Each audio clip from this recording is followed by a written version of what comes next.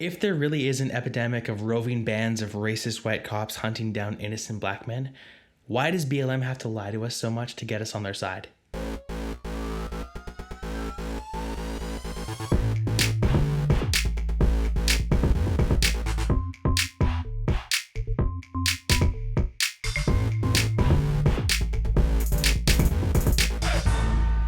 Okay, ladies and gentlemen, welcome back to the Hemlock Podcast. My apologies for not having an episode last week.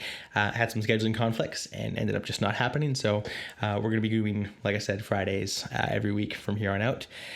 Going to be talking about Black Lives Matter again. That was one of the first things that kind of got a wave of hate sent my way when I first started talking about it back in episode 2 or 3, I think. And there's been a lot in the news about that with Derek Chauvin's trial. He was the guy that had the knee on the neck of George Floyd. We've got Daunte Wright now, and then Adam Toledo, all in the news recently. I'm going to break down each and every one of those stories because there's a lot of lying about it happening. And that's kind of what breaks my heart, but we'll get into that in a sec. First of all, thank you for watching. Appreciate you coming back. Number one, support us on locals. Become a financial supporter. That is a huge help to myself and my wife. I'm trying to make a living off doing podcasts. So go become a supporter at the hemlockpodcast.locals.com. Make sure to leave us a 5-star rating on Apple Podcasts. That helps out a ton as well. Save $40 on your first Good Food box. Good Food is a grocery subscription delivery box. Phenomenal, fine dining, quality meals. Super good. Save yourself $40 on that. And if I talk about any books today, I might mention a couple books today. If I do, I'll throw those links in the description. So go ahead and buy those through the links there, and that helps support the podcast as well. So, wanted to get into my intentions for doing this episode because, like I said, hot button topic. There's a lot of emotion. There's a lot of very real, very felt wounds and controversy around this whole subject. This whole subject of police brutality and racist cops. And so my intention when talking about this is I'm not sticking up for white people. I don't hate black people. I don't hate Hispanic people. I really don't have a racist bone in my body. I really don't. I know I'm apparently a racist for saying that these days, and I don't care. My intention is that it's because I love all people that the truth has to win. The truth has to win. Because right now, if people in the black community are being lied to by people with a clearly defined political agenda, like I think is happening, that there's just a bunch of racist white cops hunting down innocent people, right? Just walking down the street, driving while black, whatever it is. And you're just going to get murdered for that. That perpetuates real life fear. I have friends in Canada here that are terrified of going to the States because that's a real belief for them. And looking at the stats, which I broke down in episode 2, I think, that's just not true. Right. And we'll get into some of the causes, some of the root causes of this whole police brutality issue, and what I think are the real causes behind it and what the stats back that up to be, not what I, as some white guy, think. But even breaking down the examples BLM keeps deciding to push, you can look at the root causes and the commonalities behind all these. And it isn't that you have racist white cops just hunting down innocent people. That's just not the case. It's just not. And if it was, I'd 100% call it out as well myself. But I just want the truth to be known, because when you're perpetuating false fear, that leads to real life problems. You look at Daunte Wright, who tried to escape cops in the same city George Floyd was killed in last year. Maybe he did that because he just didn't think he would get justice in the system. And so he tried to outrun police, and that's what led to his shooting. And that's not to dampen the responsibility of the cop that shot him, because I'm going to get into her fault and her role in that. But it perpetuates real life fear and real world consequences. And if that's based on a lie by people who have a political agenda that are just lying to the public to gain power and to gain money, then I have a problem with that. And I want truth to reign. And that's why I have no problem with people calling me out, trying to correct me. I have no stake in this game. My bias is that I want truth to reign. My bias is that I think there's a bunch of Marxists running around lying to people, trying to destroy our society to take power for themselves. And maybe that sounds paranoid, but that's what I see a lot of the time, is people just looking for power, looking for people to break down the system, seize power for themselves, whether it's BLM, whether it's Joe Biden, Kamala Harris, whether it's Trudeau, whatever it is. We are seeing some of the fundamental fabric of our society ripped apart by people just looking to increase their own power and trample on the rights and freedoms of a free society. So let's jump into it. Going with the most recent example, Adam Toledo. And this is it really is a tragic story. Adam Toledo is a 13-year-old kid. This is basically what happened and I watched all the videos I could find on this, watched a bunch of different breakdowns from it. Actually, Officer Brandon Tatum, he's actually not that it matters again, he's black, he's a former cop. He breaks down the whole story very fairly, so I recommend you watch Officer Tatum's video on YouTube, breaking down this entire set of events. But what happened is that around 2:30 in the morning in Chicago, a 13-year-old boy was walking around with a 21-year-old man. And the 13-year-old boy, whose name was Adam Toledo, either he or his compatriot let off around 8 shots at 2:30 in the morning near an intersection. Cops were called. It ended up in a foot chase. The cop chased down Adam Toledo through a dark alley. You can see all this in the video, and he tells him to stop effing running, and then very briefly you see a flash of a gun as the cop says, "Hey, drop it, put your hands up, drop it." And what ends up happening, you can tell this from hindsight, is that Adam Toledo takes the gun out of his pocket and flicks it behind a fence. As he's raising his hands, he turns around, raises his hands, and he gets shot. That happens in 0.8 seconds. In 0.8 of a second, the cop had to decide whether he wanted to go home and see his kids that night. That's tragic, and it was tragic that Adam Toledo was surrendering, because that's the photo you see, of course. It's him with his hands up, and that's even CBS News showed a video that cropped out the part where you see the gun as he pulls it out of his pocket. They just show him turning around and raising his hands. That happened in 0.8 of a second, and of course that's tragic. The kid is 13 years old and he was surrendering, but he did so in a way where he's trying to get rid of the gun so they wouldn't find it, so he didn't look like he was going to get charged with possession as well.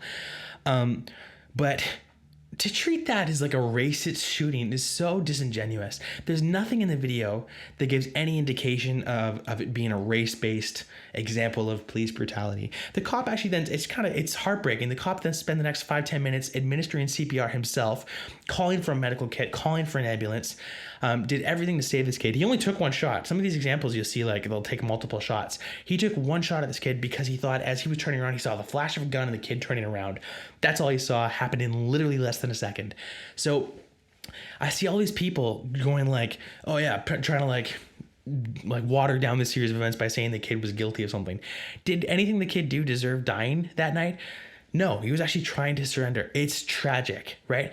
But when you're running around at 2:30 in the morning with a gun in your hand and you're letting off shots out of who knows what, that stuff can happen. And that split-second decision is the difference between the kid surrendering and all being fine and maybe the cop getting shot that night. The cop's just out there trying to protect the community because there's kids running around at 2:30 in the morning shooting around the neighborhood. The cop's just trying to maintain safety, and he thinks he himself is about to get shot, and he has less than a second to decide. It's a tragedy. But to treat this as a race-based thing, make this white cop out to look he was just hunting down this innocent kid is just not true. It's just not true. And he then tries to save him for the next 5 to 10 minutes. So that's the thing I just don't understand is why do they have to keep lying about all these incidents and saying these are all race-based? And then I get into this conversation. This is actually with a guy who I thought was a good friend of mine. And we used to be pretty close, and I've just had nothing but hate, and he just tries to demonize me all the time. He calls me out all the time. We kind of go back and forth on politics here and there, and so I'm just going to read you a bit here because he posts this thing saying all cops are bastards in relation to this shooting, which is just such a twist. This cop did everything he could to save this kid because he thought he was going to get shot himself, and he had less than a second to decide whether he was going to go home to see his family that night. So he accuses me, and this is what I find so disingenuous about the other side of the aisle of this whole conversation is he accuses me. He literally says, "Damn, how does that boot taste, man?" As if I'm bootlicking cops, right? What what possible motivation would I have for sucking up to the police in Minneapolis? I would have no motivation to suck up to cops for just no reason. I'm just why? What's the point of me doing that? There is none. But that's what he accuses me of. And then he tries to frame this as like, yeah, the kid was surrendering, had his hands up when he was shot. Well, he didn't. Less than a second before, he had a gun in his hand, less than a second before, and he turned around on the opposite side of his body to either raise his hands or to shoot the cop. And it's very, very tough to decide which was about to happen if you're the cop. And if you have an ounce of empathy or an ounce of grace, you go, look, that's a really tough, really hard decision.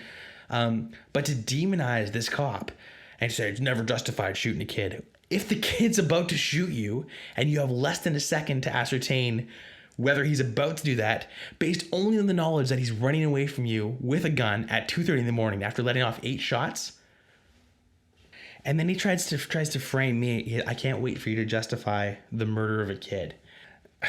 Not trying to justify the murder of a kid. Do I think murdering kids is awful? Yes, I do. Obviously, this whole thing is so brutally heartbreaking.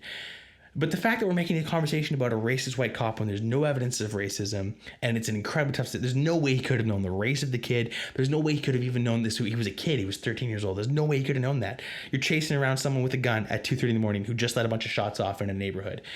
How is the cop supposed to know any of that?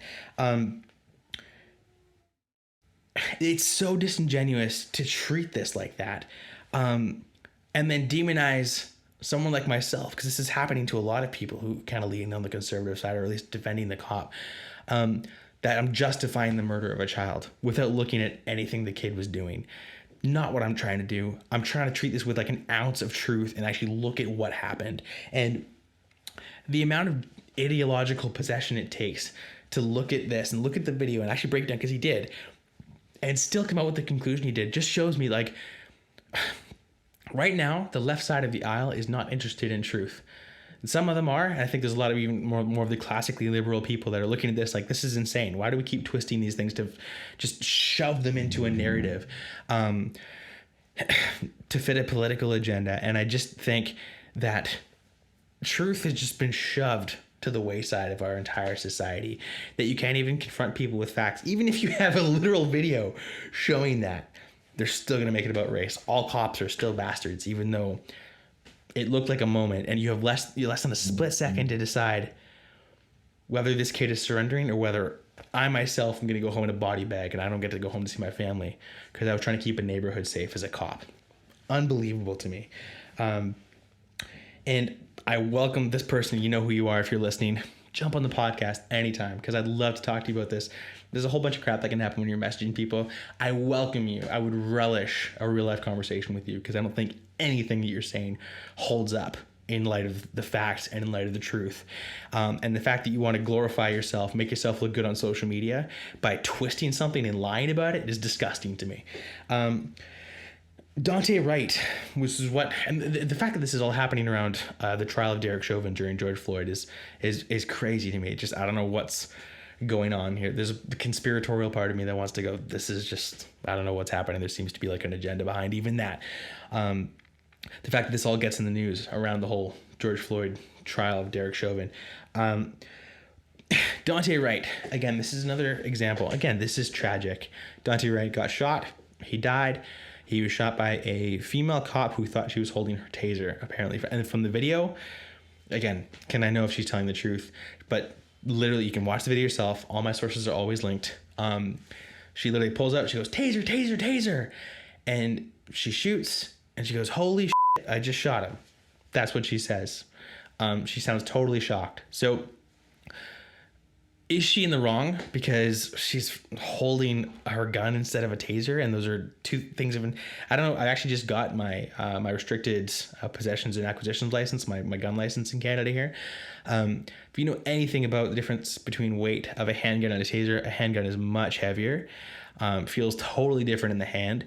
And if you can't tell the difference in a high pressure situation, you should not be a cop. I'm not justifying what she did. She actually resigned willingly. If she didn't, she should have been fired. And she probably should go to, I think she is going to trial. She should go to trial for, at the very least, involuntary manslaughter, but totally high pressure situation that she could not handle. And if you cannot handle that, she's 26 years in the force, you should not be a cop. You don't have the temperament for it, and that's totally on her, and that's totally messed up. But I keep saying, even from people like fellow Christian people who should be obsessed with the truth, like we should be, right? You shall know the truth, and the truth shall set you. You shall know the truth, and the truth shall set you free, right? Posting about this, and again, there's such an obsession with like looking like you're a noble, virtuous person on social media by like jumping to the side of the black community in this whole thing. When the people in the black community, there are tons of people in the black community who don't have any sympathy for Daunte Wright because he, first of all, had a warrant out for his arrest. We'll get to that in a second. And then he's resisting arrest the entire time. He's trying to like run away from the cops when he's being arrested peacefully by a black cop, by the way. He's being peacefully arrested by a black cop. He would have survived the situation had he not resisted arrest. Being arrested by, put in handcuffs by a black cop. He would be alive today had he just complied. But, which is a situation that's common to almost every one of these examples that BLM brings up. That's what I'm astounded by. If there are racist cops, show examples of them. All the stuff that gets to the news, there's no examples of racism in them. What you do have is you have, for some reason, all these martyrs that we keep glorifying, almost worshiping in George Floyd's case, have criminal backgrounds and were resisting arrest when they got shot.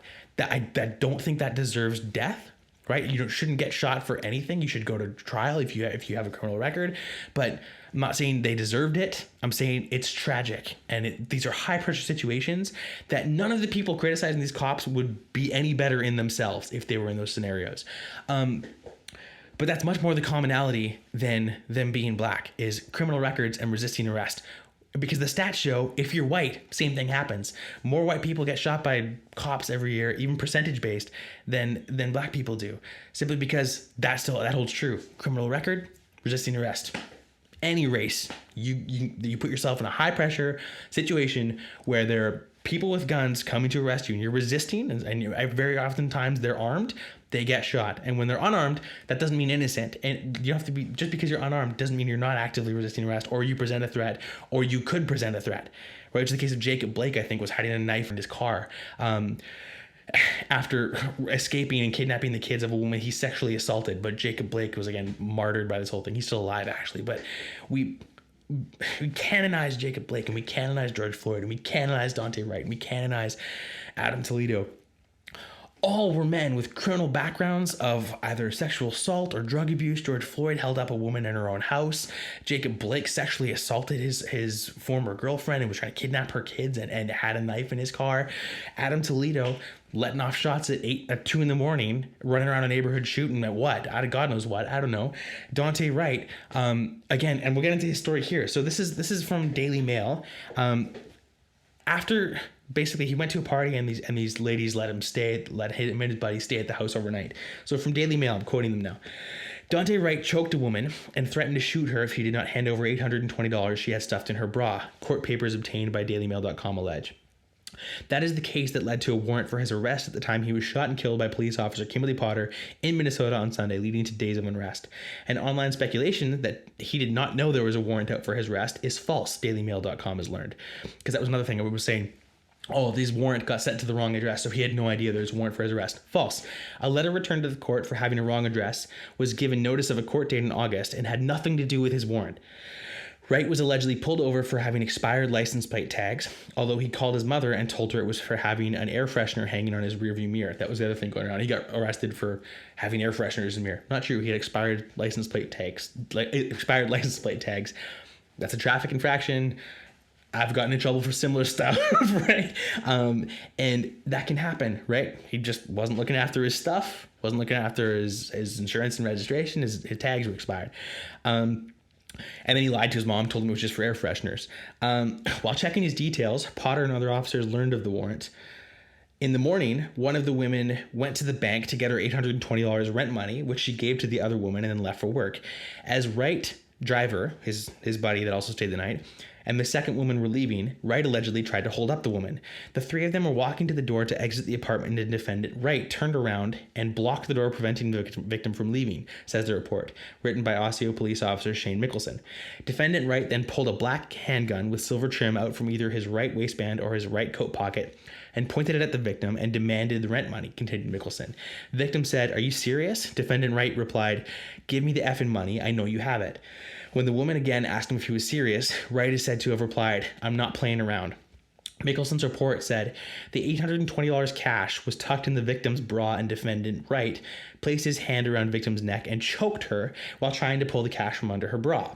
Note that for later. Victim was able to get loose from defendant Wright and started to kneel down and scream. After more yelling, Wright allegedly told the woman he was going to shoot her unless he got the money. "Give me the money and we will leave," he allegedly said. "Give me the money and we will go." Mickelson added, defendant Wright then tried to choke victim a second time and tried to take her money. Defendant driver was telling her to give defendant Wright the money. So what happened, everyone, to being against sexual assault? Where are the Me Too people in this whole thing, right? This dude was committing armed robbery against a helpless woman who was just trying to pay her rent, and then he sexually assaulted her while doing it. I don't know, reaching under the bra of somebody. Pretty sure that's sexual assault. So this whole narrative that he was just driving while black, that's what they try to portray him. And again, none of this deserves the death penalty, just a cop deciding to execute this guy. That's not what I'm saying. The point is that we have everyone running around saying he got pulled over for air fresheners, he got pulled over just for being black. No, he had expired license tags, and he had a warrant out for his arrest for trying to rob at gunpoint and sexually assaulting a woman who was trying to pay her rent. That's disgusting.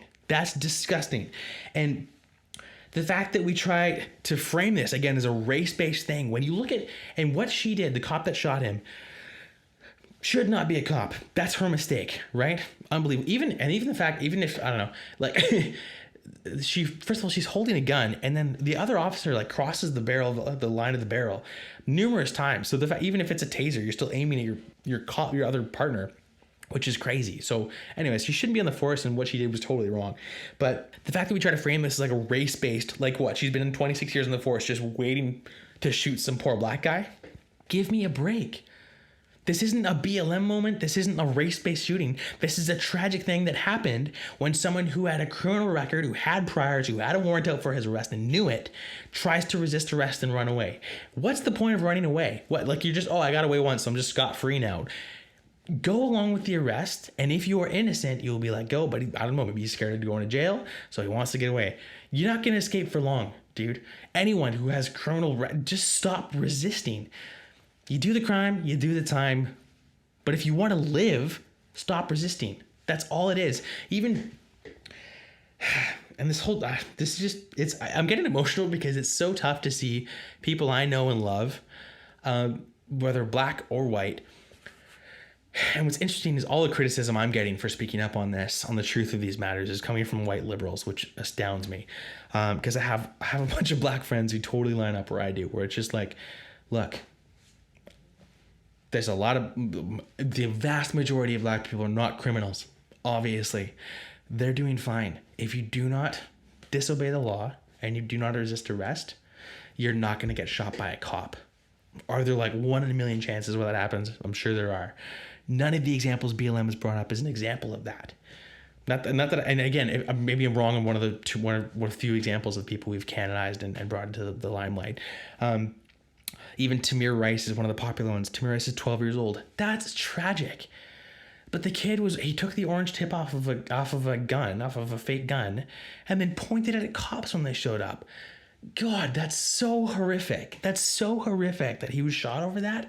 But that's a really tough scenario. You show up as a cop, you don't know the kid's 12. You don't know that what he has isn't a real gun. It's horrific, but it's not like it's a racist cop just shooting black people for fun. And if that was happening, we would see more clear examples of it, but we don't. So what is actually going on here? Even with George Floyd, because that trial is going on right now. And if you're watching the trial, I've watched a bunch of the trial of Derek Chauvin, the cop that was kneeling on the neck of George Floyd. And first of all, that was training in the Minnesota Police Department, or the Minneapolis Police Department, on how to subdue somebody, is to have your knee on their shoulder, neck area as a way of subduing them. Because, and I've seen actually people reenact that, by the way. There's a guy I follow on social media that literally reenacted having someone kneel on his neck for 8-9 minutes, like it happened with George Floyd, and he was fine. Nothing happened to him. What might have happened, been more likely the cause of George Floyd's death, and this is true from the toxicology report, was that he had 4 times the lethal amount of fentanyl in his system when he was arrested. Again, wasn't a death warrant. The cop was not trying to kill him, nor is there any shred of evidence it was race-based. He was using counterfeit money. He was frantic. He was high out of his mind, and he was resisting arrest. He was saying, I can't breathe, way before Derek Chauvin's knee was ever on him. He was saying it in the car. I'm claustrophobic. Get me out of here. He starts to kick a cop while I was trying to put him in the back seat. I'll open the sunroof for you. Like, they're trying to accommodate him. But again, resisting the whole time, had his knee on the neck, and then has a crowd starting to turn against him. Again, high pressure situation, cops making the best calls he can from his training. It's literally in the training, that knee in the neck thing, which maybe that's poor training. I don't know. I'm not a cop. If that's dangerous, let's change that. I'm totally with you on that. But again, to just blatantly ignore facts in pursuit of a race-based narrative discredits the entire narrative. I had a friend call me out saying I'm trying to downplay racism. I had people on Instagram trying to say I'm downplay. No, I'm not.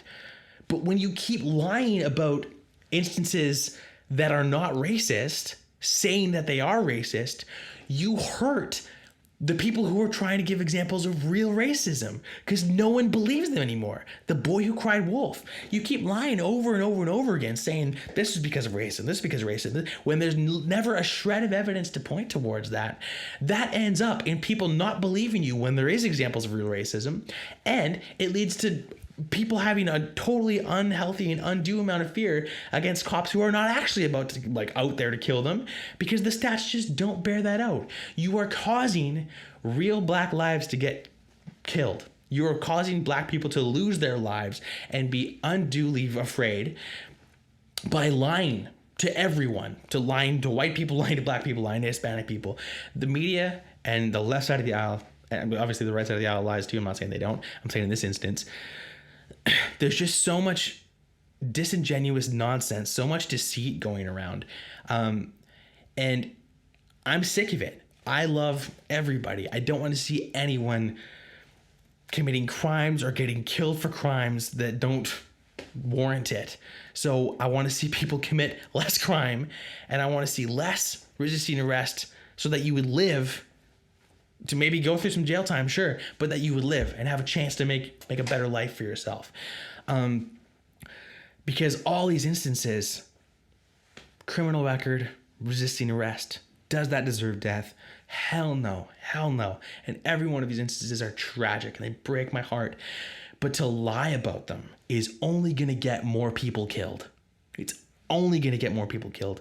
The riots last year, the BLM riots, killed a bunch of black people. David Dorn was a black former cop, and he got involved in the riot. He was trying to fight against it and stick up for people, and he got killed because of this. Black people are getting murdered because of the lies BLM is perpetuating. So to attack me as a racist is ridiculous. To attack anyone speaking out on this in defense of the cops in the situations, it's not because we're racist. It's because we love everyone. I don't want to see anyone killed. I don't want to. You live by the sword, you die by the sword, right? I'm not saying, I can't answer this so many times. I'm not saying any of these people deserve death. But when you're running around committing sexual assault and sticking people up and fighting cops when you're being arrested for the stuff that you actually have done, I got to keep it real. You are going to put yourself in danger of being shot. That's just the way life is. I don't know what to say. I'm just so sick of seeing people I know and love. Either they're so uninformed that they perpetuate the lie, or they continue to lie even after they've been confronted with the truth. And I don't know what to do about it except talk about it. So that's what I'm doing.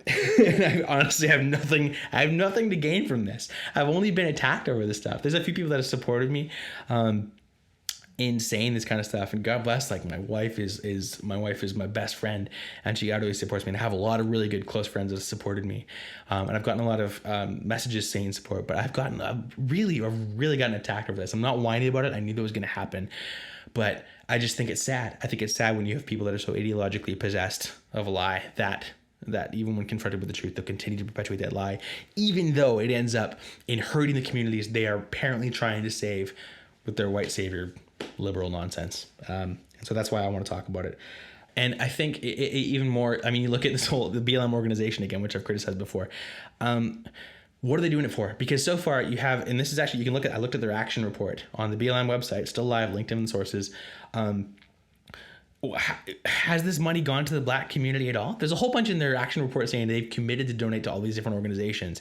Committed to, after all their expenses are paid. I know organizations have expenses, whatever. I don't fault them for that. But they've committed to doing any of this. I don't know if any of this has actually gone to those organizations. What I do know is that Patrisse Cullors, one of the self-proclaimed trained Marxists at the head of the BLM organization, this is where I'm telling you, there's a political agenda. There's a reason this stuff is being perpetuated.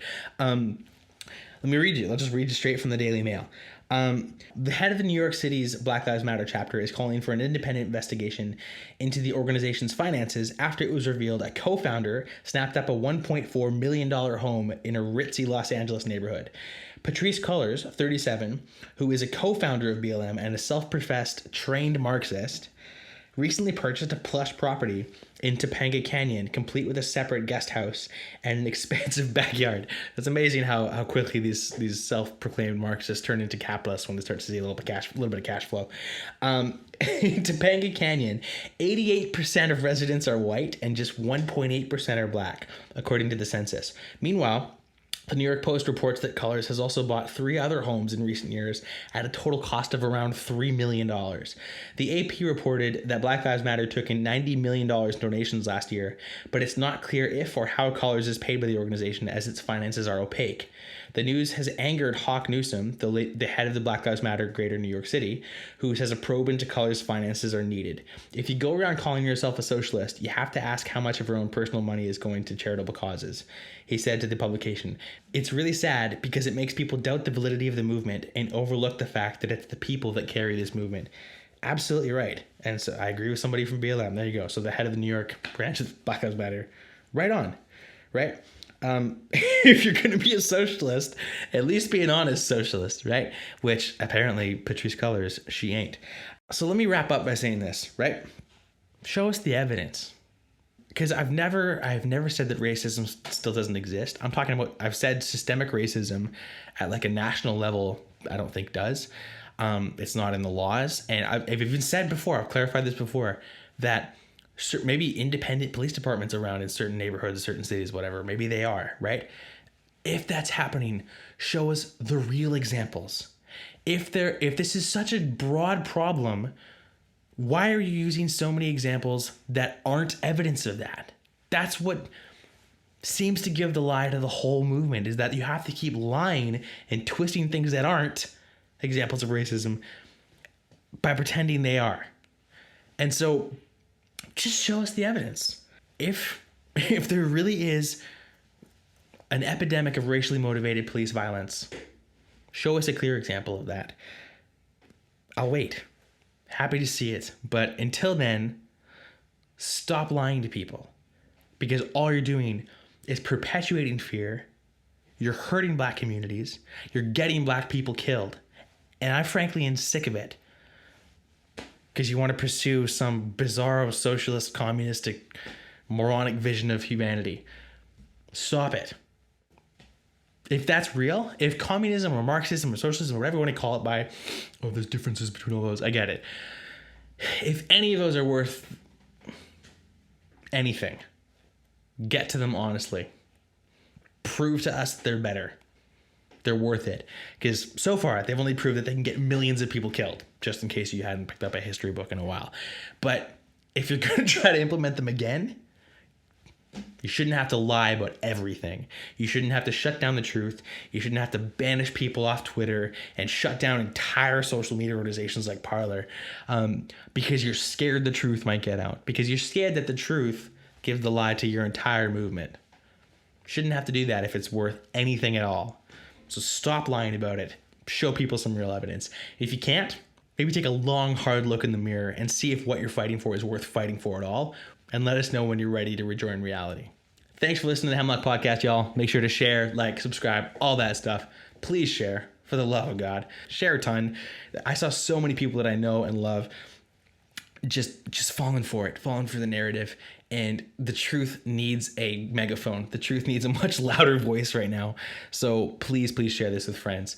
You see people posting about this stuff. send them the podcast. Hopefully this can enlighten a few folks, and love all of you for doing it. So see you next week. Peace.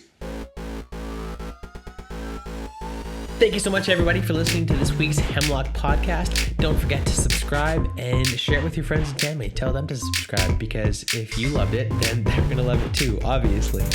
Also, head on over to iTunes to leave us a 5-star rating and review. That helps us a lot with the charts. And if you're not going to leave us 5 stars, then forget about it. Don't worry about it and enjoy the rest of your day. Lastly, head on over to the hemlockpodcast.locals.com to become a supporter and receive access to exclusive content and ad-free versions of the Hemlock Podcast. Love you so much for listening. Let's continue to ride out this increasingly insane world with irreverence and joy. This is your host, Patrick Jolliker, and much love, y'all. Peace.